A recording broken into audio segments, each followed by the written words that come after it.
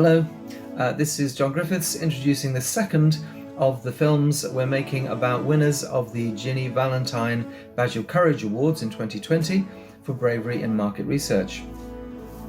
We're making these films to showcase the different kinds of bravery that people have shown in research which have been recognised by our panel of judges, because as we've discovered there is more than one sort of bravery. This film features Konrad Collao, so without further ado, I'm going to hand over to Steve Lacey, who's going to explain why he nominated Konrad and the kind of bravery he feels that Konrad showed, and then we'll hear from Konrad himself about the way in which he has been working. Thanks very much for watching. So, Stephen, can you tell me as concisely as you can why you thought Konrad should be nominated for this? So I nominated Konrad because I thought he was a fantastic example of someone that is really on the front line, breaking down the barriers in terms of discrimination, in terms of both racial and also sexual discrimination, tackling some of the toughest kind of subjects that are out there. And I think this is really, really important because in many ways MRS, in some ways, and the market research industry has come a little bit kind of middle class. And I think sometimes people can be scared to go outside their front door and meet different kinds of people. And Konrad's got the energy, the determination, and also the intelligence and the empathy to really go out there and understand really complicated issues with difficult kind of subjects such as terrorism and extremism, and also people's attitudes to the kind of media that have been excluded and people have been excluded from sports. And he's really got the determination to go out there and do that. It is about challenging clients. It is about challenging existing preconceptions, the status quo, whether that be in how people think, whether that's clients or us as researchers, and also how things are done. I think we're all guilty of it, especially when we're under time and commercial pressure, to do things the way that we've always done it, because we know it works and because we can do it almost instinctively and quickly.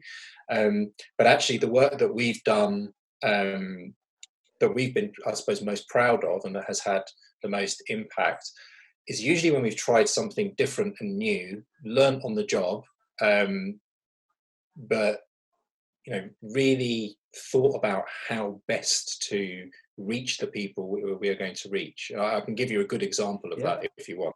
Go ahead. Yeah. So one of the pieces of the work we did was trying to understand specifically the kind of lived experiences of young Somali men, or young men of Somali heritage, to be more accurate. And we didn't even start a conversation with any of our trusted recruiters about trying to reach these guys, because it's just not something that a traditional recruitment network can do. So we had to think really carefully about how we would do that. And then it actually took me and my colleague going and standing on Streatham High Street in the first instance for a whole weekend, two white guys hanging out with flyers and going around just talking to business owners, so money transfer owners, coffee shop owners, that kind of stuff, just being very open about what it is that we were doing there, and being very open about why we wanted to find some people. And it took probably about 2 weeks for that to filter back to us that these guys had, from total favour, we didn't pay them anything, but just using their community networks, they started to activate their communities, put us in touch with people who were potential participants, who we then snowballed out of. That took probably, by the time we actually were able to invite people into the research, somewhere in the region of 6 weeks to 2 months. Mm-hmm. I think it's about staying true to the basic principles of market and social research, which is bringing the voice of somebody to somebody else who doesn't hear that voice usually. And for us, the thing that I'm proudest of is that these are people who don't often have their voice heard, full stop, whether that be people who are marginalised because of their ethnicity, their having a disability, their gender, the intersection of all those things. It's just a small part of representing people who I feel need to be represented more in society, full stop.